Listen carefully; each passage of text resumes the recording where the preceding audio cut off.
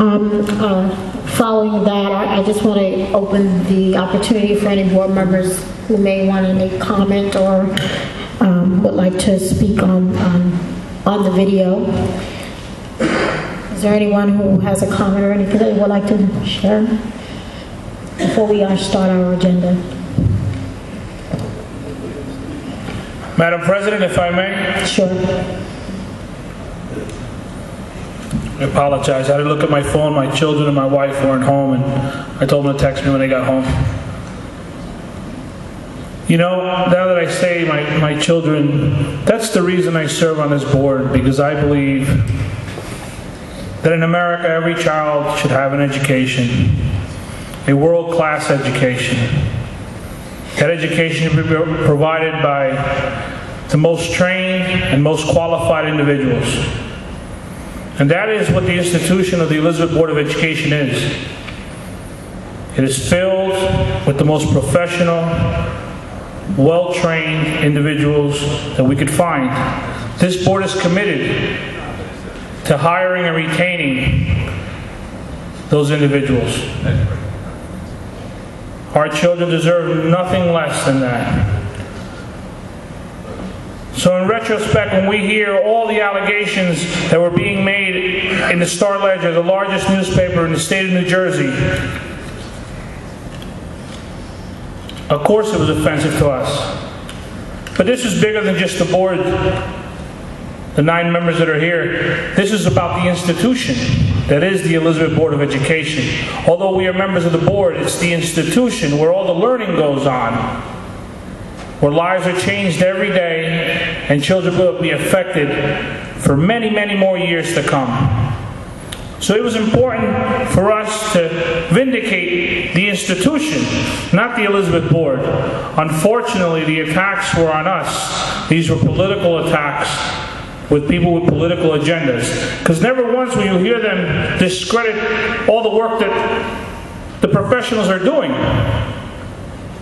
How can you argue with 3 blue ribbon schools, themed academies? The technology we saw today, kids playing musical instruments on iPads. So you can't argue against that. These are great things that are happening in our district. I was concerned, like everyone else, of what would come out in this report, because quite frankly, I thought someone would go there and lie. And I'd be lying to you if I said I didn't lose sleep over it. I was concerned. And then it hit me. I said, no liar is going to go to a former justice of the Supreme Court and sit there and give testimony and lie, looking for an investigation, and perhaps tomorrow they may have to lie to the FBI. No one wanted to do that. They knew it was lies. But it never occurred to me till after we had the report. Now we must move forward. We must put this behind us and continue to do the work for the children of Elizabeth. That's what we were elected to do. Perhaps a 4th or a 5th blue ribbon is on our future.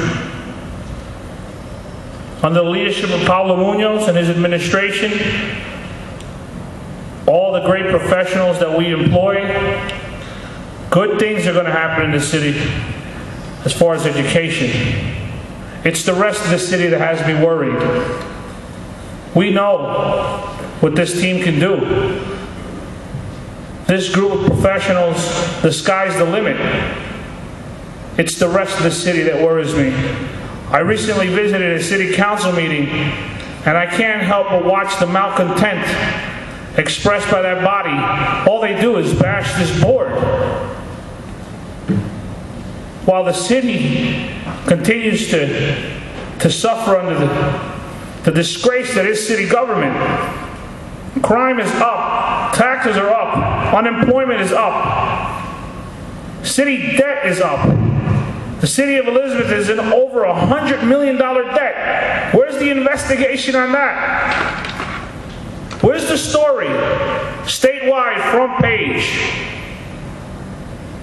The police department recently was victimized, in my opinion, by a glossy 18-page or so glossy booklet that was sent out. Must have cost over $100,000 to mail it to everyone. And all it is a political ad for the mayor who's running for re-election. Paid for with money confiscated from drug dealers. You can't have it both ways. Either we have crime or we don't. But if you can confiscate $100,000 from drug dealers, we got a drug problem. Or at least a drug dealer problem. That money would have been better served going towards equipment or training for our police officers. But they wish to play politics. I won't be the judge of that. That's the community's prerogative. I only encourage you to pay attention and to listen. At the ballot box, you'll make a decision and you'll decide whether you want this to continue. I want to thank Justice Stein for having the courage to take this on, because the political heat he's taking, they want to destroy the man now simply because he stood with us. He gave us the report. He did his job. He didn't find anything. Why? Because there was nothing to find. Folks, don't sit back and let your schools be attacked by those that simply just want to take over for their own personal gain. It's funny how Senator Lesniak can even comment on Judge Stein being paid to do this. Here's a gentleman who's made a life, a very good living, fleecing the taxpayers and all the school districts across the state he represents. Where's the investigation? Where's the investigation?